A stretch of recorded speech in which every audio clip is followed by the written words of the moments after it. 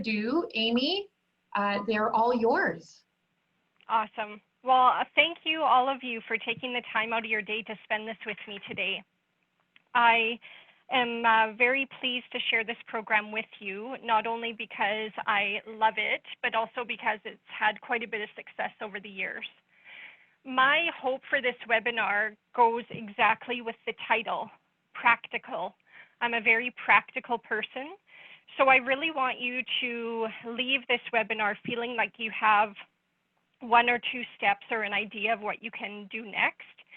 Because if you don't, then I feel as though I have failed you in teaching you on this webinar today. So if you have questions or comments, or you want to learn more about the program, please let me know. I did this similar presentation when I was at a conference in Toronto 2 years ago. And a few of the post-secondaries that I spoke with did go on to implement a job shadow program. So my request to you today is that if you do go about implementing a job shadow program and using some of the resources that we share today, please let us know and give at least UofA a little bit of credit for the work that we've done. I had a colleague here at the UofA say to me, you know what, we have a mentoring program where we spend $10,000 a year to another institution, giving them credit for what they developed, and yet you're giving this away for free. So that's my hope, is that one, that it's practical, two, that you'll use it, and three, that you'll be able to recognize where the resources came from should you choose to implement it. So for those of you who signed up a while ago and then forgot what the objectives are today, I just wanted to go through that quickly so that at the end you can know that hopefully these have been achieved. The first is that I want to give you strategies for recruiting hosts and participants in your program. I do have some secrets, maybe that's why it attracted you today, some secrets to making good matches. And the win-win-win is important because host, participants, and the institution all work together to make this happen. And I also want to share with you ways that we prepare our participants in terms of training. And an extra tidbit that I am going to share with you today is how we evaluate our program. And I think that's going to be helpful for you to know if you're hitting the mark. So we did a little bit of poll the audience, so I'm not going to spend too much time here, but I assume that most of your clients would be post-secondary students. So if that assumption is incorrect, please in the chat box indicate who your client is. Because CCAE could be working with unemployment agencies or could be working with newcomers to Canada, I really don't want to focus all of my examples on post-secondary if that's not going to be relevant to you. If you are currently running a job shadow program, I'd love to know that in the chat box as well. So take a moment now, if you could, to just put that in the chat box, and then we'll continue on with the webinar. So why am I passionate about job shadowing? Well, this is me, if you're wondering what I look like here in Edmonton. I'm wearing the observer vest. So how did this come to be? Well, I've been running the job shadow program as the administrator since 2008. And when I wanted to make the best matches possible, I went out and I asked some of our hosts what their job shadow days would look like. And when I received an email back saying that we are going to give a ride along to the 4 students who signed up with the Edmonton Police Service, I said, that is so cool, can I do one too? Now, it's not just about doing something cool, it was also for me to empathize with my students. I was nervous, I was scared, I was anxious about meeting this new constable.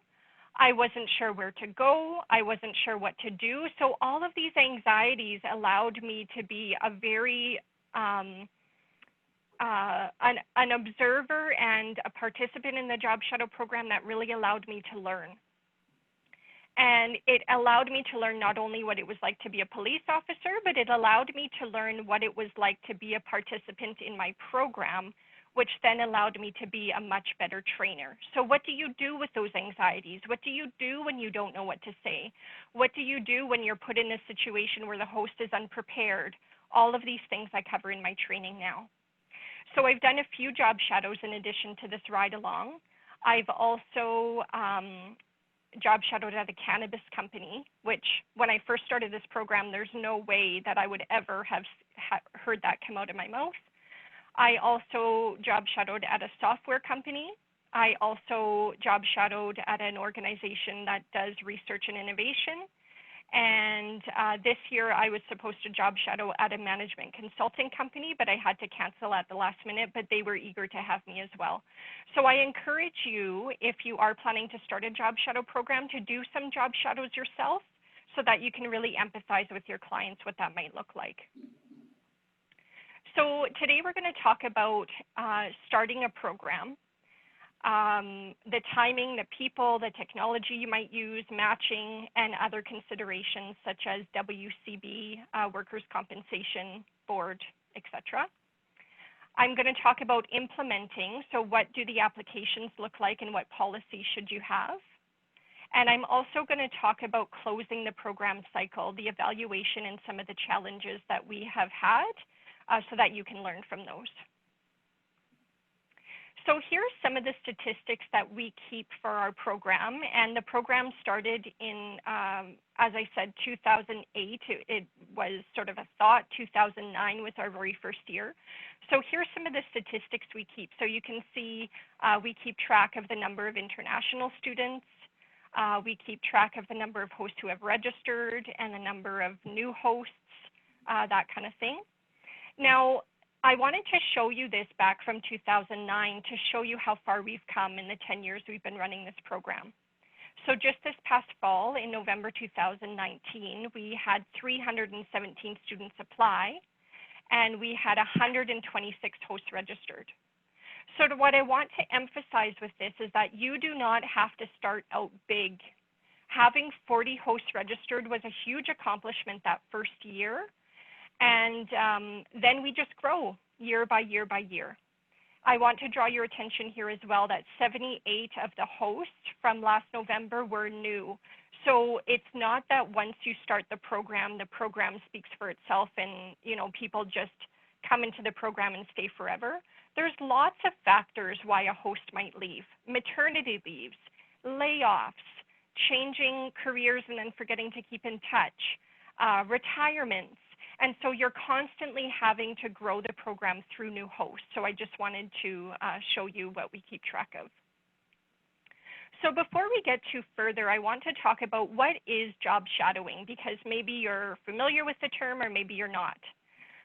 So what we talk about is that it is a short period of time accompanying. So it's shadowing because you're literally walking beside your host every step of the way. You're accompanying them throughout their day. You're also observing them. How do they interact with people? What is the work environment like? Is it fast-paced? Is it slow? How are people dressed? Do you like that people are wearing three-piece suits? Do you like that people are dressed in scrubs? Do you like that they're working in cubicles? Or do you really prefer an office environment? You're also going to be interviewing the host. So a lot of students are surprised by this. And you see the look of shock in their eyes when you say you're going to be interviewing your host. But you are going to be asking them questions about their life, about their career journey, about what they like about their job. And this is important because students have some big decisions to make. They want to know if the position is a good fit. They want to know if this field or industry is a good fit. And they also want to know if this organization is a good fit. So these are the types of things that you can do during a job shadow. So interview the host and meet other staff members. We've also had job shadow participants. And when I say participants, in our case, this is students, alumni, and postdoctoral fellows. And I'll talk a little bit more about why alumni are included as job shadowees, not just hosts. So we've had job shadow participants do presentations for their hosts and say, this is who I am, this is what the workplace is like at the UofA. And then the host gives them feedback as well. So it's not just a one-way, it's a two-way street too. They could go for a formal lunch with the head boss or the whole team. They can observe their host performing work tasks.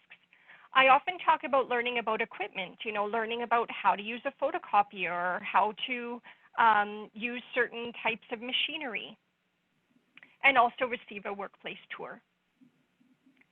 So our program starts with the recruitment of hosts. So about 6 weeks before we launch the Job Shadow application for participants to apply, we're recruiting hosts. So to give you sort of a timeline, we start recruiting hosts in August for our November Job Shadow Week. So that's where it starts for us, as we're recruiting hosts. Once the hosts are recruited, then the participants can look at that list of hosts and choose who they want to be matched to. Then we match the participants to the hosts. The participants have to go through training, they conduct their job shadow, then we evaluate the program, and then we implement changes from that past job shadow week if necessary, such as training or email protocol or whatever. And then for us, because we run job shadowing twice a year, host recruitment begins all over again right as soon as November's job shadow week is done. Now I'm going to talk about timing in a bit and why, how you're going to choose that. So how do you choose when to offer the job shadow program? Well, you have to ask yourself, when are your clients available? So for us, we chose Reading Week. Reading Week happens twice a year for us in November and February. It wasn't always twice a year. The twice a year began in 2015. You also have to ask yourself, when are your hosts available? And so many of you might think, oh, well, let's do it in the summertime, because then students don't have class and they won't have to skip class in order to do a job shadow. But you also have to ask yourself, when are my hosts available? Well, most hosts take vacation in the summertime, so that may or may not work. You also have to consider competing client priorities. So for us, Reading Week is a time of rest. Reading Week is a time of exploration. And so we're competing with, students who might want to go away for a warm vacation.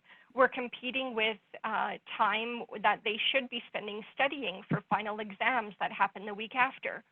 So you have to consider, when are your clients going to have the time to commit to this? And lastly, when is Job Shadow most helpful for your clients? So we actually find that November's Job Shadow Week is much more popular and engaging than February's. So there's a few reasons for that I have come to theorize. I don't know for sure. One is that school starts in September. And a lot of students will say, this year is going to be different. This year I'm going to do it differently. By the time February comes, they're tired. They need a break. They need to do other things. So you'll have to decide for your clients when it's most helpful. So for us, I'm going to talk about eligible hosts and eligible participants. So eligible hosts are your natural teachers. So how do you identify those people? As you're talking to employers who come on campus, as you're engaging with your friends, as you're talking to people in the community, if you ask them, so what do you do on a day-to-day basis? If their answer is, oh yeah, I do this, well, that's not helpful. But if you have somebody who's explaining to you, I meet with clients, I talk to them about their investments, I help them make good financial decisions, that already is a natural teacher, because they're explaining what they do to you, which then can help explain that to a student. Start with the recruitment of volunteers in your community. So maybe this is through a community league or parents of your children's friends. You want people who want to see the participants succeed. It's a lot of work for a host, so you want to give them somebody, give the students somebody who they will put the effort into and the time into. Our hosts change from year to year. As I said, maternity leaves, retirements, layoffs, there's no set host who's been with me since the beginning.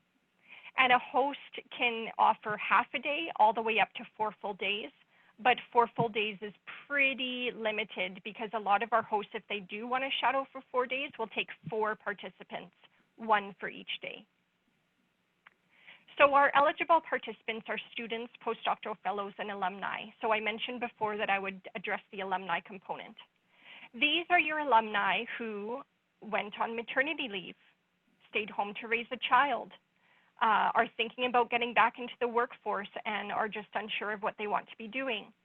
These are your other alumni who took some time away, are thinking of a career change, maybe are not happy with their first career choice, who now want to have a second chance. And that's why we open it up to alumni who can also participate and do a job shadow. You also want people who are eager to explore a variety of occupations, and I'm going to talk about that a little bit more in a second too. You're looking for people who are willing to explore and see what a variety of places have to offer. There is quite a bit of preparation required, so you want your participants to know that up front, and you want somebody who's also invested beyond curiosity because the host time is valuable. So how to recruit hosts? Again, I talked about those natural teachers. So these might be employers who are really eager to help students. This might be alumni who are really eager. This might be people in your community. It starts with you, right? You as the coordinator or the person who's trying to get all of these contacts. So my first year, I was calling friends of mine who I hadn't seen in 10 years, seeing if they wanted to support a student because we were once students and we remembered that. Use your staff members to see if they have contacts. And start with individuals. This is a key here. This is a key. Start with individuals rather than an HR department or formally within an organization. Every single time that I started calling HR, 1, they weren't interested, or 2, they just didn't have the time. And then stories changed when their employees were the ones who were saying, this is a really great program, we should do this, and they're becoming the champion from within the organization. So now I have 3 or 4 organizations, including the City of Edmonton, who is by far my most eager job shadow host facility. They offer 40 different hosts twice a year, so this is huge. And it started with me just cold calling the City of Edmonton employees and asking them if they wanted to job shadow my students. And then it was the HR department who got behind that. So keep that in mind, that you want your champions first, and then the HR department usually gets excited about it. Use your LinkedIn contacts as well. LinkedIn hasn't been huge for me unless I'm specifically asking somebody. And the reason that we won the CCAE Silver Medal for Best Alumni Initiative is because we engaged with our alumni partners in alumni engagement. So when we started recruiting with alumni, we would get 80 new hosts. Before, I was cold calling. I was making 400 cold calls a year asking people if they would like to be a host, and that just wasn't sustainable. So now we're getting alumni involved and it's much bigger scale. This is the email that I send out to alumni. So it's not a paragraph, it's not long, it doesn't explain a lot, but it's the who, what, when, where, why, and how. I have the deadline there, it's very apparent. I also use the prize as our badge of honor because it is a badge of honor, and it shows that our program, 1, has longevity, and 2, has the ability to make a difference. So thank you for that, Tara. So what motivates a host? So when you're asking people to be hosts, what should you be focusing on? So that phrase, would you like to be the support that you had or wished you had when you were first starting career, speaks to people's hearts and speaks to their motivation. Also, you might have young alumni who are looking for ways to advance their career, who want to be supervisors but have never had supervisory experience. So your young alumni 2 to 5 years out are looking for ways to get that supervisory experience. So by supervising your job shadow participants, they're adding that to their resume. You also might have people who feel very nostalgic about the U of A and want to be connected again. So it helps them get connected to the programs and resources on campus.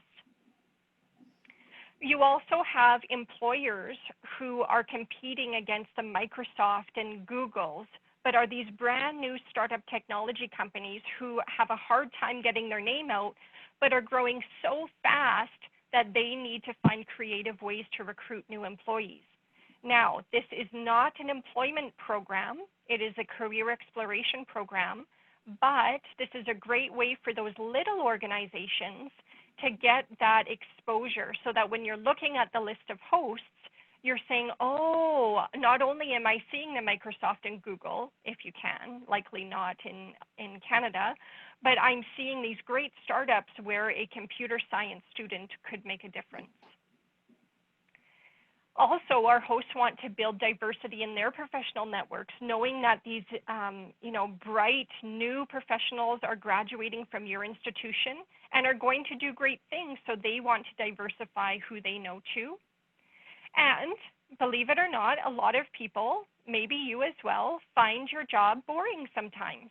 And this is a great way for them to feel that career rejuvenation because people are asking these great questions. And they're saying, let me learn from you, you're my teacher, and that gives people a real lot of motivation. So next, let's talk about eligible participants.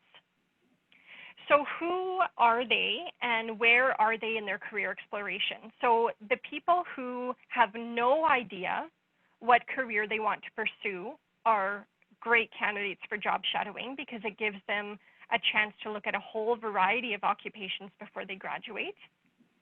And those people who know exactly what they want to do but just don't know how to get there are great candidates as well because they say, I want to work in healthcare, I want to be a nurse, I want to know what I need to do next. And you have those people in the middle who have some ideas about what they want to pursue, but they're just not sure where to go. So how will participants benefit? Well, they'll evaluate their educational goals and know, do I want to do that master's? Do I not want to do that master's? Will it pay off in my career? Will it not? You're also helping participants who are considering a career transition. So there's very little risk in job shadowing. You can totally mess up and not make a good impression at all, and there's nothing at stake. Then they're going to require firsthand, realistic career information, not from the internet that may be 10 years old, not from another area. They're finding it from your city here and now in the right time frame. And they're also going to practice their communication and information sharing skills, the way they write their emails to hosts, the way they communicate and ask questions on the job shadow, the way they follow up with their host, and the way that they problem solve if something goes wrong, and of course, building their professional network. So how do you recruit participants into the program? They don't just flock in droves. You really do have to be strategic in how you're recruiting people. So our largest career fair happens in September. So that's why career fairs is number one. And I've listed these in order of effectiveness that we've found over the last 10 years. So career fairs are probably the most effective because these are the people who are just wandering randomly, not knowing who you are as a career center, not knowing what you have to offer as an institution, and you're saying, here's a way for you to take action in your career. You're here looking for work, here's one other way that you can build that. Maybe you meet with students and provide advising appointments, career advising or resume writing. These are the students who have already wandered into your office and are already engaged with you, and so those are a great way. Your academic advisors are often answering questions of what do I do with my career, and so you can work with them. Information sessions were very important for us when we first started the program and nobody had ever heard of this before. Now we don't do information sessions. Listservs, email notification, posters, of course, seem to still work after all these years. And orientation is good too, except that that's a lot of information for a first-year student to get. And number one is word of mouth. So our students are saying you should really do this because it was a great experience, and that's by far the most important way that we recruit. Now, this is an important lesson for me and for me to share with you, is that it's a very fine balance the way you recruit hosts and participants. Many people think that you have to recruit the same number of hosts as you do participants, and that's wrong. You need to recruit probably about a 2 to 3 ratio for every host, because the way that we do it is that participants are allowed to pick up to 3 hosts. So if they don't get their first choice, you don't want participants left with nothing. You want them to pick 1 or 2 other hosts so that they can then be matched to somebody else, so that they're not left with nothing, they're left with another host choice. So keep that in mind when you're recruiting hosts, that if you have 10 hosts, you're going to want to recruit more than 10 participants because you want them to each get somebody. So how do we go about administering this program? So back in the day when we first started, we had built a custom program. But what happened there is that when we introduced a second job shadow week, we couldn't expand it. So what I started using was Google. Google Forms are super easy to use. They're quite standard for a lot of things. The benefit for us is that we're already a Google campus. So many of you might not be, but Google is readily available. The only thing you'll have to confirm with, let's say, risk or information is FOIP and how you collect the information that you do. But we don't collect student IDs in this program. We only collect contact information. So if you have a FOIP statement at the beginning of your form, that could be a workaround. So I'm going to show you what the host form looks like. We ask a bunch of questions of the hosts. So this is the registration form. Okay, so they can just scroll down, first name, last name, email. We ask them to identify what area of industry they're in, so that students aren't looking at this from a degree point of view, because you might have somebody who's taking a Bachelor of Design who's actually interested in urban planning. So we don't have it organized by degree, we have it organized by area. Then we ask when they want to host, if it's going to be for 1 day or multiple days. And this is important, right? Because if they're signing up in August for November, they're not going to know what they're going to be doing 3 months from now. So they can check off all 4 and then decide at a later date when they want to host. And then the application form looks like this, again, very similar. And I built this all myself with the questions that I needed. And we're going to go through these questions right away. So these are the questions that we ask applicants. Write a 500-character response to each of the questions below. Now, I'll let you know that each of the questions below in years before were one big question, and I never felt like I was getting the information that I needed to make a decision. So we broke them up into 3 separate questions. 1, why did you select this host? What do you hope to see, do, experience, observe, try, or learn during the job shadow? And the host says in their profile what they're planning to offer as the job shadow. So as long as the student matches what the host is willing to offer, it's a good match. And lastly, what questions do you want to ask during the job shadow? I want this to be important for the applicants because I want them to know that they're in the driver's seat of their learning. And the 4th question is, write an 1,800-character response to the question below. At the Career Center, we believe that your career is complex and involves formal and informal learning, paid and unpaid work, as well as leisure activities. What other parts of your life are you interested in sharing with the host? So I found over the years that international students specifically struggle with this question, because they're often focused just on academics. And why does the Career Center need to know anything about me?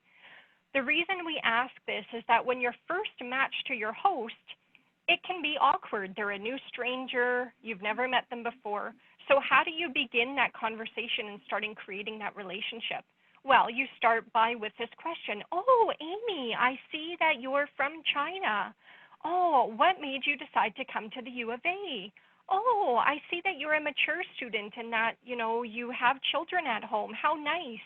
How has that been going back to school as a mature student? So that's the reason for this, is so that the host has something to know about the student beyond just the obvious of their discipline. So what do the host profiles look like?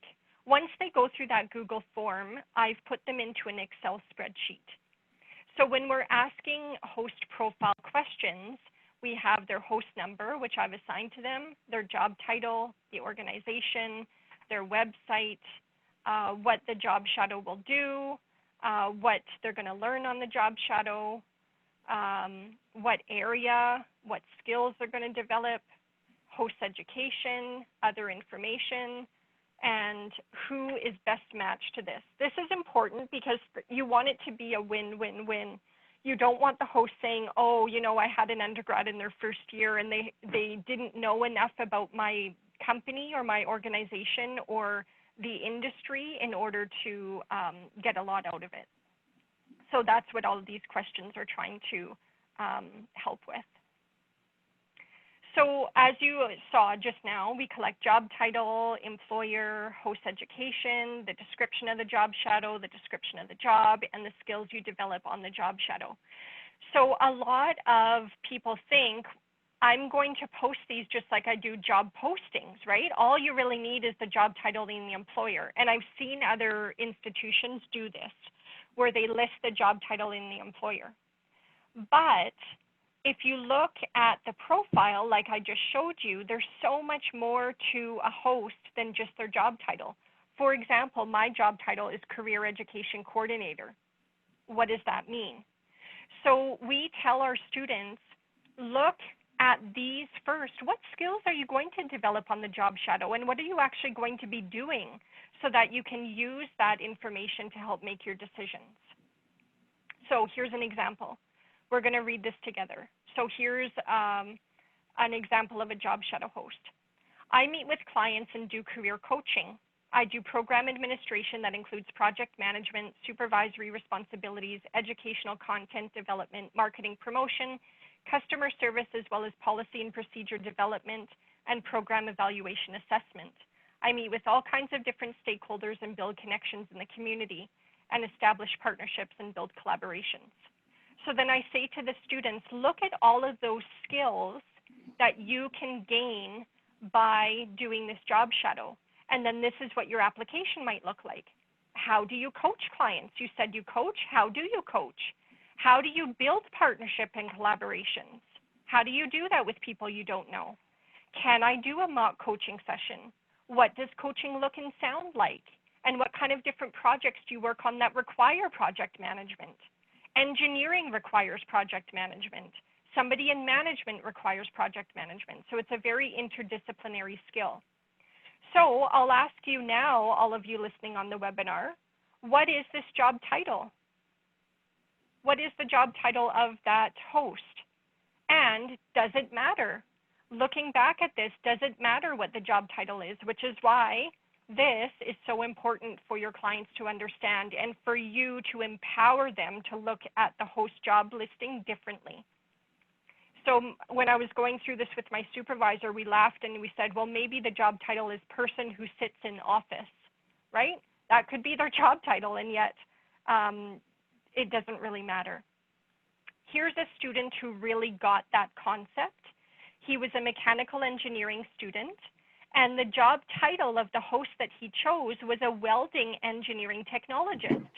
We don't have welding at the U of A. That's not a program that we offer.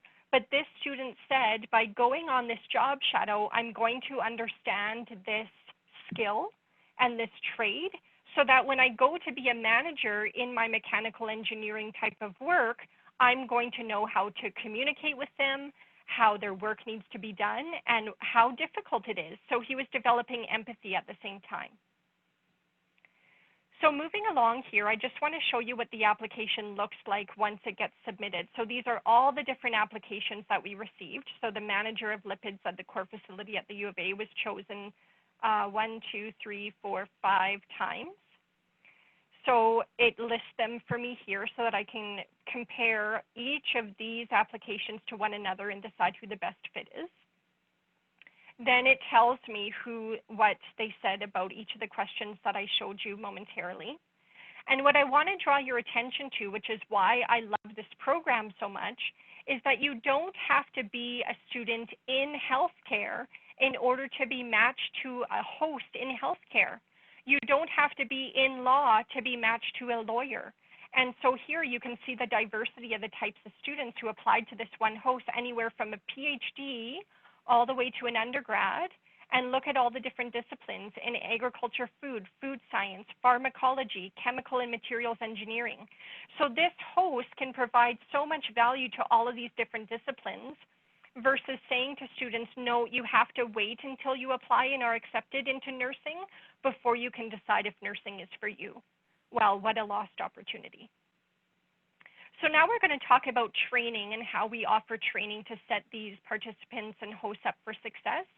We don't do in-person training for the host, but what I do is give them a guidebook to read through. And it's a 5-step guidebook, step 1, step 2, step 3, step 4, step 5.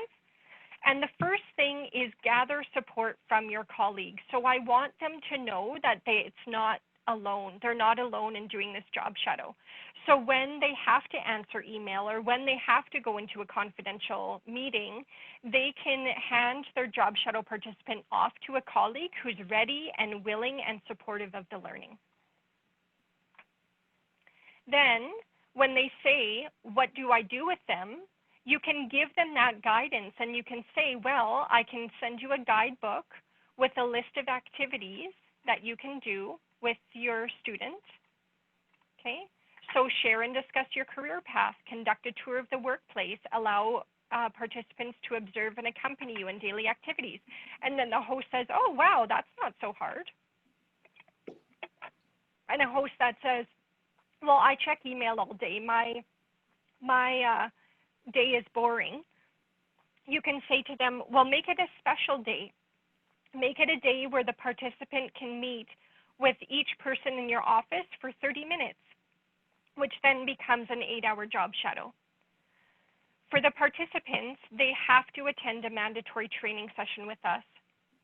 And in the application, that's one of the very first questions we ask them is which of the following days will you come for your mandatory training, so that they're not surprised by the fact that they have to do that.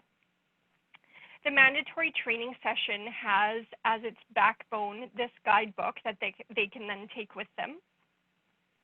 And it lists all of the steps that they have to go through, including thinking about their career options. And I've also included templates at the end. So when they write their introductory email, they know exactly what to say. I do not believe that this is spoon feeding the students. I believe that this is my role as an educator to let them know what the expectation is. It also lists a series of questions that they can ask, but I challenge them to ask questions that are going to be pertinent to them. So rather than saying, what do you like about your job? Well, what if what the host like you hate? Is that really helpful? So instead, ask questions that are going to be meaningful to them, that are going to advance their career. So they might be contemplating a master's. So they would say to their host, I'm thinking of doing a master's. Do you think it could pay off for me? And could I meet somebody in your organization who has a master's, right? That's going to be much more impactful. So they only receive their host contact information once they've completed training, which is my assurance that they come. And if they don't complete training, then they just don't get matched. I have stopped doing makeup sessions because I just feel that I give the students enough notice and enough emails reminding them to come that if they don't want to complete the training, and I put through 209 job shadows in November, and not a single person didn't show up. So I don't feel that that's too much of an ask. So I base my training on this video that we took in 2014. I'm not going to play it for you, but I'm just going to show you that we have it. And the job shadow video walks through what a job shadow actually does. The reason that that's important for me is that it's a way for me to engage the audience. So I say to them, in this video, what did they see? What did they do? What did they learn? What did they try? And so the students will say, well, they attended a meeting, and I show this picture, and I said, you're right. And the participant here says, this woman's name is Mary Pat Berry. She says, Mary Pat Berry is a very strong woman, and she leads a great team. And so I ask the students, how do you know what a good leader looks like if you've never seen it?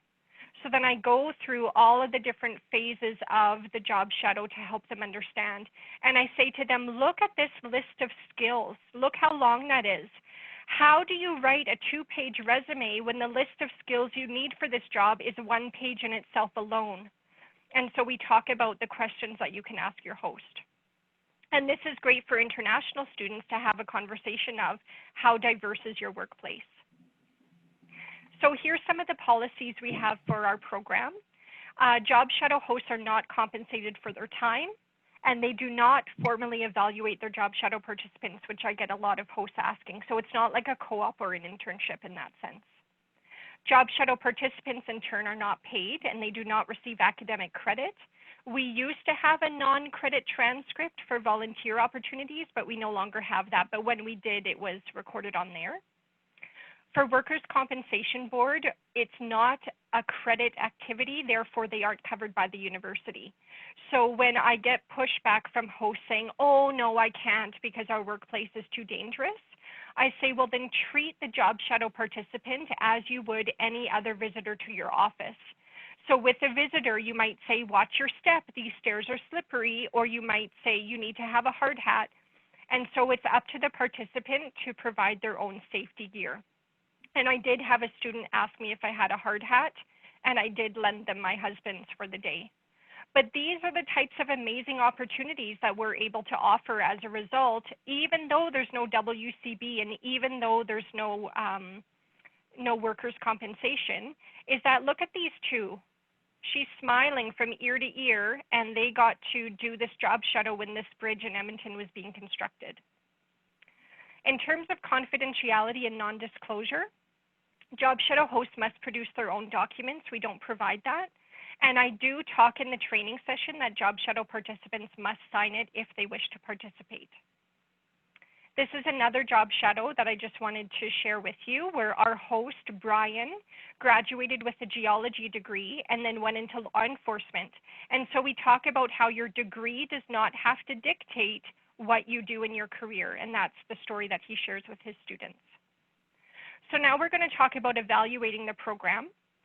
So when participants apply to the program, we ask them what their main goal is for participation. So anything from clarifying their options for an international student to gain exposure to the Canadian workplace. So then we have the pre and post test, knowing what they wanted to get out of it versus what they did get out of it. We also ask them if they want to do a reflection statement. This is not mandatory, it is optional, but here's some of the questions we ask. What did you see? What did you do? Based on the details above, how did you feel about your job shadow? What was your gut reaction? Can you picture yourself in the profession? What surprised you most about the job shadow? Were your original assumptions correct? Are there more career fields you want to learn about? Because we want to help them take the next step and not just be job shadowing and then never thinking about it again. And what advice would you give your friend? So now I'm going to go through some of the evaluation questions that we ask. So what is one thing that you learned about during your job shadow? And one job shadow student said, my host failed her courses several times and yet she's successful now. So we as career providers know that this is the reality, but this is a surprise for a lot of students. Another one said, I'm surprised to find that my host was quite similar to myself, soft-spoken, slow to speak, and thoughtful. I thought only type A personalities got ahead, so that was a great learning opportunity for her.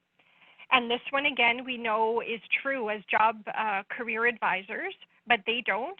Jobs are just as much about the people as it is about the job itself. At first glance, my host field and job title seem purely technical, but now I understand that's not the case at all. So now we ask, do you have any suggestions of how the Career Center could improve the application process? So one said, have a workshop on how to choose hosts and fill out the application form. I started doing that this year. I had about 65 students show up for that workshop. And those who did show up, I could see that in the quality of their application. I was assuming that after 10 years, I would no longer have to provide this type of information, but we get new students every 4 years. So they need that support. Give feedback to unsuccessful applicants. So this past November, we had 121 people who weren't matched. So I sent out an email to them inviting them to come back for feedback. 20 came back for feedback, and after that feedback, they were able to apply and be successfully matched. So this isn't a cream of the crop type of program. I do not want to just be matching the students who already get it.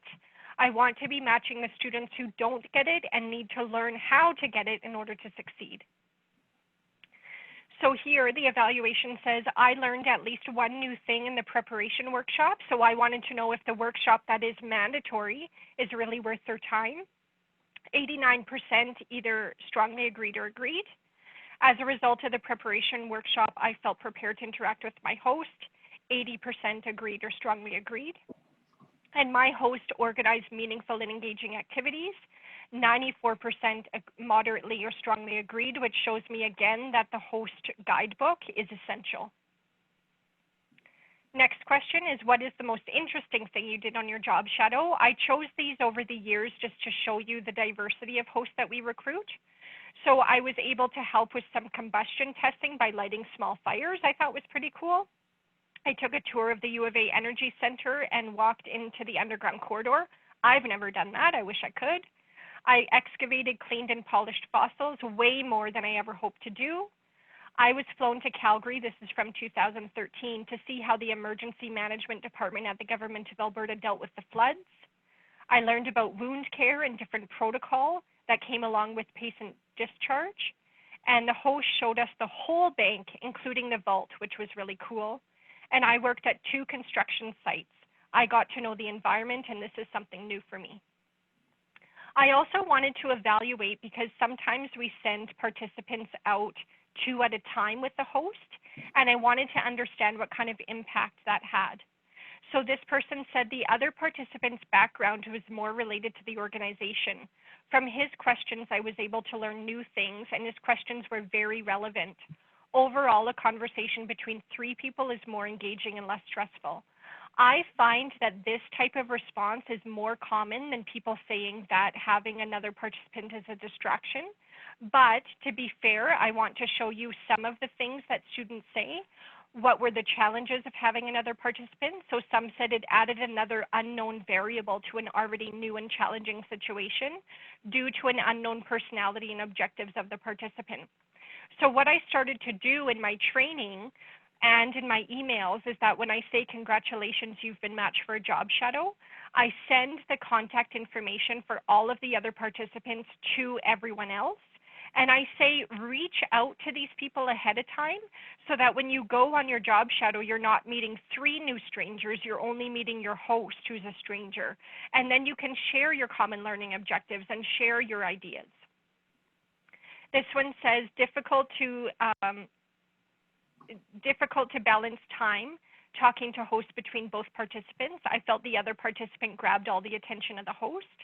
So again, in my training, I talked about how you need to act with the other participant, that you're not their competition, you're not trying to out-impress the host, you're not trying to do all of these things to make yourself look better.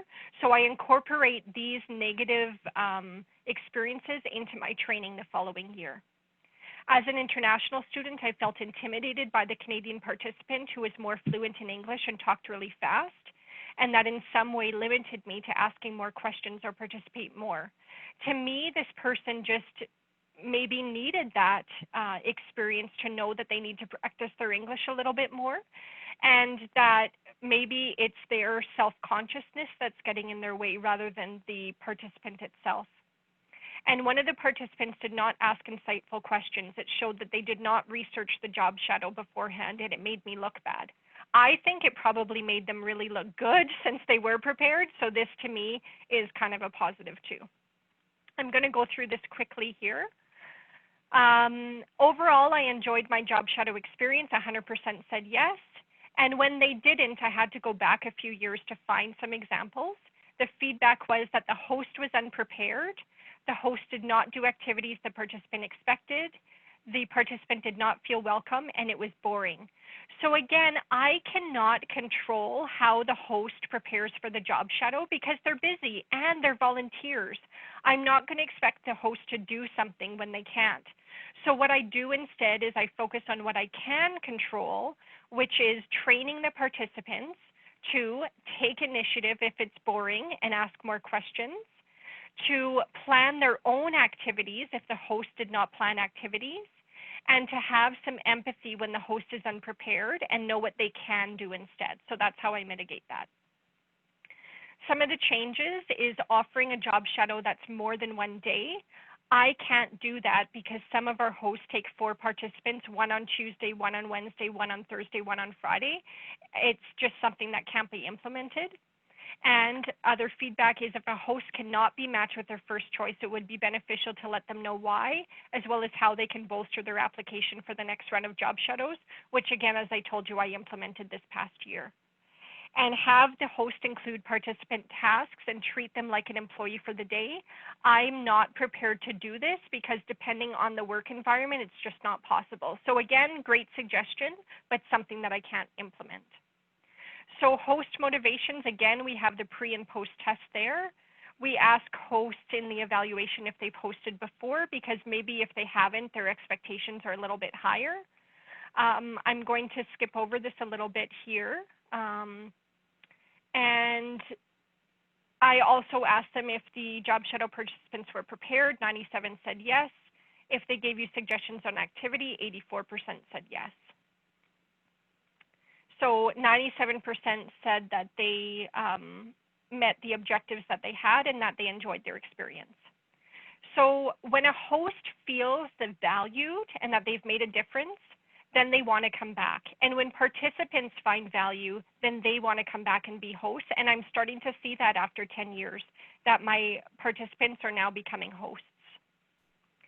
So today we learned about the strategies for recruiting hosts and students into your program, the secrets for making good matches that are win-win-win. And really, the secret is to have enough information about the host and have the student or the participant read the host profile in a way that's going to help them identify learning objectives and the methods that I use to prepare for the job shadow. And then I also gave you some information about evaluation.